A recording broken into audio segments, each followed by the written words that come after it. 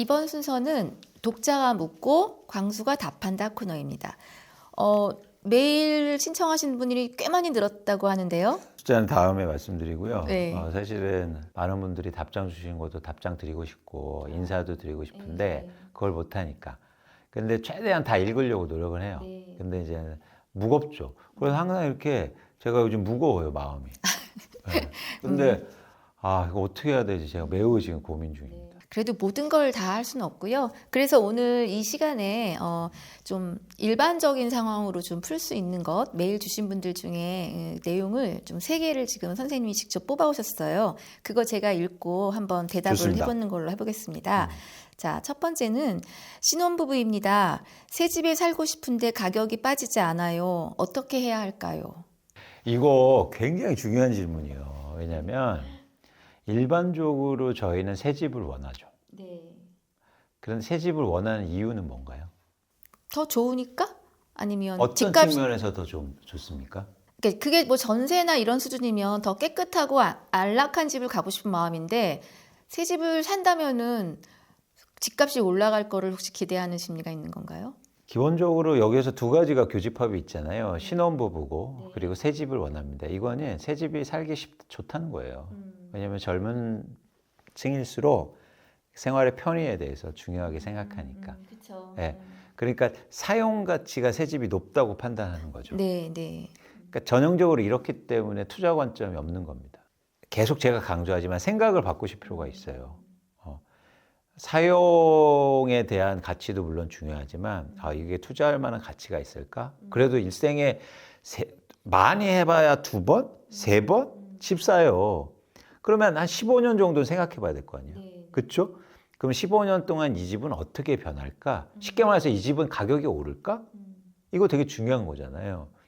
그런데 가격 안 빠진 새 집은 가격 오르기가 쉽지 않다. 네. 그래서 저는 여기에 답은 새 집을 고집하지 마시고 가격 많이 떨어진 집을 보시라, 찾아보시라. 그리고 안에를 잘 인테리어 하시면 된다. 인테리어 하는 돈이 없으시면 차근차근 하시면 되고 대신 그 집을 엄청 싸게 샀어. 가격이 올라. 너무 좋지 않습니까? 이렇게 관점 전환을 해보시라. 특히 젊으시잖아요. 젊으신데 벌써부터 새집 살래 이러면 이러지 마시라. 알겠습니다. 네, 우리 신혼부부 관점 바꾸시고 집에 대한 관점 바꾸시고 집을 잘 마련하시길 바라고요. 자, 2번째 질문은 40세 무주택 부부입니다. 최근 미분양된 오피스텔을 건설회사에서 할인 분양하는데 사도 될까요? 또 이런 고민들 많이 하시더라고요. 최근에 빌라라든지 오피스텔이 막 역전세무제에서 전세 사기 때문에 문제가 생기니까 건설사들은 어차피 분양을 하니까 사람들이 관심도 없고 투자 수요도 줄고 해서 미분양이 엄청나요. 그런데 건설사들은 빨리 물건을 팔아야 되니까 할인 분양을 하는 거죠. 근데 할인 분양하면 이 집을 매입해야 되잖아요. 임대차 하는 게 아니라. 이제 고민이 되는 거죠. 예전에는 뭐 10억이었는데 갑자기 8억으로 해준다니까. 그런데 이것도 마찬가지예요. 오피스텔은 투자 목적으로 사는 게 답만 말씀드리면 아닙니다. 오피스텔은 가격이 오르지 않아요. 그런 것 같아요. 네. 그렇기 때문에 오피스텔을 투자로 살 때는 어떤 목적으로 사야 되냐면 월세를 받기 위해서 사야 돼요. 그런데 이분은 거주 목적으로 산다는 거잖아요. 그렇죠. 거주 목적으로 사면 결국엔 월세는 못 받고 가격이 올라가는 걸 사실은 기대해야 되는데 투자로 생각하시면 가격이 안 오르면 사실 굉장히 어렵잖아요. 그래서 이거를 할인 분양하는 거에 현혹되지 마시고 사실은 좀 주의하실 필요가 있다. 또 하나 뭐냐면 건설사가 분양가에서 할인해 주는 거예요. 네. 근데 기본적으로 분양가가 높아요. 그럼 결국 싸게 사는 것도 아니다. 그렇죠. 자꾸 우리 기준을요 이렇게 생각하시면 안 돼요. 건설사가 원래 그거 10억에 팔려고 했대. 근데 나한테 7억에 준대. 근데 10억이 원래 엄청 높았어요. 그러면 그거는 싼 게 아니지 않습니까? 근데 우리는 백화점 가서 엄청 비싸게 해놓고 10% 20% 할인해 줍니다. 이걸 싸게 느껴져요. 그건 옷은 그럴 수도 있어요. 한 번 속을 수 있죠. 근데 집은 절대 그렇게 속으면 안 된다. 저 근데 이게 질문이 조금 단순해서 40세 무주택 부부기 때문에 이 오피스텔을 주거용 자기가 살 거로 생각을 했다라고 해석은 되지만 정말 만약에요. 나는 그냥 무주택자야. 모르는 살고 있는지 몰라요. 전세인지 월세인지. 근데 이 오피스텔을 살 돈은 있어. 그래서 그걸 사서 월세를 받는 개념의 만약에 질문이었다면. 그러면은 이제 합리적으로 계산해 봐야죠. 그래서 그 가격 대비해서 월세가 나오니까 수익률이 얼마나 되는지. 근데 지금 시중금리가 3% 4%대잖아요. 근데 지금 평균적으로 한국의 오피스텔 투자 수익률, 쉽게 말해서 그 임대 수익률이 4.5%밖에 되지 않아요. 그러면 현저하게 싸지 않는 한, 그러니까 매력도가 떨어진다. 차라리 정기예금에 넣어놓으시라. 그거는. 자, 이 두 번째 질문은 제가 질문 하나를 더 드려서 너무 좋습니다. 예, 두 가지 질문 된 셈입니다. 네. 그럴 수도 있겠네요. 그런 네. 질문일 수도 있겠네요. 예. 자, 세 번째 마지막. 불안한 시기인데 내 집 마련할 때 가격이 안 빠진 집이 좋지 않을까요? 이게 이제는 이 질문은 좀 뭐가 꼬여 있는 것 같은데 아닌가요? 어렵습니다. 뭐가 꼬여 있나요? 불안한 시기야. 지금이요. 내 집 마련할 때 가격이 안 빠진 집이 좋지 않을까요? 그러니까 불안할 때는 네. 집이 두 개가 있어요. 시장에. 막 시장이 불안하고 가격이 빠진다고 해요. 근데 한 채는 진짜 빠졌어요. 한 채는 안 빠져요. 근데 어느 게 안전한 겁니까? 아, 그렇게 한다면 가격이 안 빠진 게 안전한 거냐, 가격이 빠진 게 안전한 거냐, 이 선택을 물어보는 거예요. 오. 그런데 생각하시기 어때요? 어느 게 안전한 겁니까? 일단 저는 집을 선택하는 조건이 좀 있겠지만 어쨌든 가격이 낮으면 매력적이지요. 사는 사람 입장에서는. 근데 안전으로 물어보면 그거는 집을 좀 봐야겠는데요. 어느 지역에 있는지 상태가 어떤지. 그러니까 만약에 가격이 안 빠진다는 건 그런 게 다 포함됐을 거예요. 위치도 그렇죠. 좋고 교육도 좋고 사람들이 살 수 있고 그래서 안 빠졌을 거예요. 그래서 사람들은 그걸 생각해서 안 빠져서 안전하다고 생각하는 거예요. 근데 많이 빠진 지역은 뭐 교육도 그렇고 사람들이 선호 지역도 아니고 그래서 가격이 빠졌다고 생각하죠. 그래서 선택이 어려운 거예요. 광수 쌤의 답은? 답은 뭐냐면 무조건 빠진 게 안전하다. 무조건 빠진 게 안전하다. 네. 이유는요? 이유는 뭐냐면 이런 제반 여건들은 가격에 다 포함되어 있어요. 그렇잖아요. 가격이라는 게 그런 특징이 있어요. 그래서 가격의 변동을 일으키는 건 시장의 변화 때문에 일으키는 현상이에요. 그러니까 펀드멘탈한 요소들, 기초 요소들은 가격에 다 포함되어 있어요. 대부분. 그러니까 아까처럼 교육이라든가 입지라든가 살기 좋은데 이런 것들은 기존의 가격에 다 포함됐어요. 그런데 지금 가격에 등락이 있다는 건 뭐냐면 심리라든가 시장의 변화 때문에 일어나는 현상이거든요. 그래서 빠졌다는 건 뭐냐면 기존의 그 지역의 요소보다도 심리 때문에 영향을 받아서 가격이 낮아졌다는 거예요. 이거는 그 영향을 안 받았고. 그러면 향후에 이 심리가 변하거나 시장이 변하면 누가 오를까요? 빠진 애가 오르는. 얘가 올라요. 이것도 마찬가지로 부동산 시장을 투자의 관점으로 보는 거죠. 그래서 부동산은 빠진 게 안전한 겁니다. 또 하나 중요한 건 뭐냐면 제가 강조하지만 부동산은 투자할 수도 있고 사용할 수도 있잖아요. 그래서 빠진 게 계속 빠지진 않아요. 사용 가치가 있기 때문에. 그렇죠. 그래서 빠진 게 안전하다. 주식은 달라요. 주식은 여러분들 시장이 막 어려울 때는 빠진 걸 사는 사람들이 있어요. 초보자들은 빠진 걸 사요. 왜냐하면 싸게 살 수 있다고 생각해요. 빠진 걸 사면 절대 안 돼요. 주식에서는? 사용 가치가 없기 때문에 한 번 빠지면 계속 빠지거든요. 그래서 깡통 계좌가 나오는 거예요. 자꾸 사람들이 착각해요. 주식이 빠졌다고 안전하다고 생각해요. 주식시장은 불안할 때는 안 빠진 걸 사는 게 맞습니다.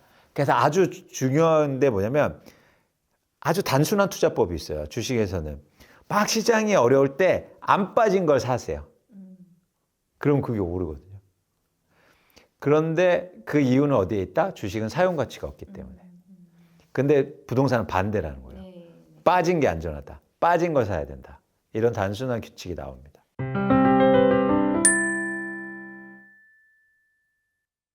설명을 듣고 나니까 질문이 이해가 됐습니다. 예, 불안한 시기인데 내 집 마련할 때 가격이 안 빠진 집이 좋지 않을까요? 그렇죠. 그렇죠. 가격이 안 빠진 게 상대적으로 안전하고 좋은 지역이 아닐까요? 이렇게 생각하는 거죠. 그래서 매일 이제 언론에 보면 이렇게 빠지는 시장에서도 야, 어디는 올랐대. 어디는 오히려 오릅니다. 그걸 얘기해요. 근데 그건 전혀 관심을 가질 필요가 없다. 네. 오히려 우리는 빠진 걸 관심 많이 가져야 된다. 네. 네. 아, 이 Q&A 재밌는데요. 다음 시간에는 Q&A를 좀 더 현실적이죠. 네, 네. 좀 강수 쌤이 이메일에 일일이 답변을 못 하시는 것에 대해서 굉장히 마음 무겁게 생각하시는데 이해를 해주시고요.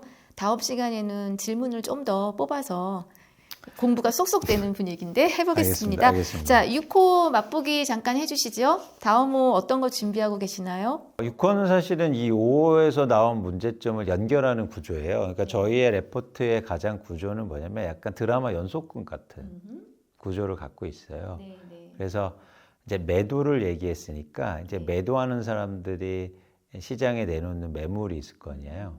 거기서 내 집 마련할 때 뭘 선택할 건지가 6호의 주제입니다. 그래서 제목도 선택이에요. 선택. 네, 와우. 그래서 매도하는 사람들이 시장에 매물을 내놓았을 때, 자, 나는 어떤 걸 선택해야지? 선택의 기준은 뭘까? 그 선택에 대한 이야기를 해볼까요? 아까 살짝 이런 불안한 시장에서 덜 빠진 게 안전하지 않냐라는 질문처럼 그렇죠. 무언가를 선택할 때 그렇죠. 선택할 때의 기준이 되게 중요한 겁니다. 그 기준을 갖고 있어야 여러분들이 흔들리지 않거든요. 저 드라마에서 매회 이렇게 제목 나오는 거 굉장히 좋아하거든요. 그 드라마 편의 어떤 주제를 다루는 것 같은 네, 거. 네.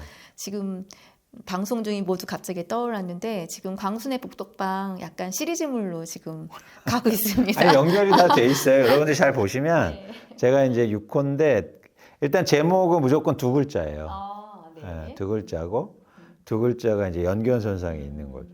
5호에서 그 약간 좀 뭐라 그럴까 마음을 살짝 울렸던 단어 하나가 있었습니다. 저는 평범함.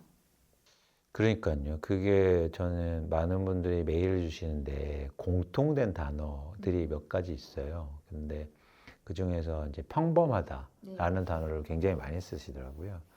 예를 들면 이런 거죠. 저는 평범한 20대입니다. 평범한 중소기업을 다니고 있어요. 그래서 지금 가진 돈은 2천만 원밖에 없어요. 저한테 실제로 온 메일인데요. 평범한 저 같은 사람도 내 집 마련을 할 수 있을까요? 이렇게 해요. 근데 이 많은 말 중에는 굉장히 특별한 것들이 많아요. 예를 들어서 평범한 20대는 20대는 엄청난 특별함이에요. 부동산 시장을 볼 때. 왜냐하면 그만큼 기회가 많다는 거잖아요. 예를 들어서 거기서 70대 분들은 사실 기회가 이제 많지 않아요. 근데 20대면 얼마나 많은 기회가 있겠습니까? 자산시장이 폭락하는 기회도 맞을 수 있고요. 자산시장이 또 폭등하는 기회도 맞을 수 있고요. 그렇기 때문에 20대라는 자체가 되게 특별한 요소예요. 그리고 중소기업도 굉장히 특별하거든요. 왜냐하면 중소기업은 그만큼 성장성이 엄청 높은 회사일 수도 있잖아요. 다르게 보면. 그래서 여러분들이 그 특별함을 좀 보셨으면 좋겠다. 그리고 특별함을 활용해야 되거든요. 20대들을 특별하게 활용할 수도 있어요. 20대가 요즘 아까 말씀하신 것처럼 뭐 대출도 이렇게 해주는 것도 많고 상환 기간도 굉장히 긴 대출도 가능해요. 그래서 여러분들이 갖고 계신 특별한 걸 이용하는 게 생각해야지. 아, 난 평범하기 때문에 아무것도 못할 것 같아요. 라고 생각하는 순간 한계가 주어지잖아요. 평범한 단어를 제가 과격하게 좀 말씀드렸는데 평범한 단어를 쓰지 않았으면 좋겠다, 전. 그게 왜냐면 뭐 본부장님도 많이 하시지만 이 말이라는 게 행동을 또 억제한단 말이에요. 그쵸. 그래서 그 안에 가두죠. 전 평범해요 하는 순간 이미 평범하게 돼버리거든요. 그러니까 저는 그 단어 자체를 안 쓰셨으면 좋겠다. 사실 광순의 복덕방을 구독하고 싶어요. 보내주세요라고 메일을 보내는 그 행위를 하신 것만으로도 절대 평범하지 않은 엄청나죠. 거예요. 왜 엄청난 얘기를 네. 드리냐면 제 유튜브를 보신 분들이 한 1,000만 명 이상은 될 거예요. 제가 볼 때. 한 번이라도. 근데 그 중에서 되게 소수가 보내신 거거든요. 그러니까 여러분들은 벌써 특별하시고 그러려고 노력을 하시는 분들이세요. 그런 고민을 하시니까. 특별하게 무엇을 이미 시작하신 우리 광순의 복덕방 애독자 여러분. 전 주민이라고 합니다. 아, 주민.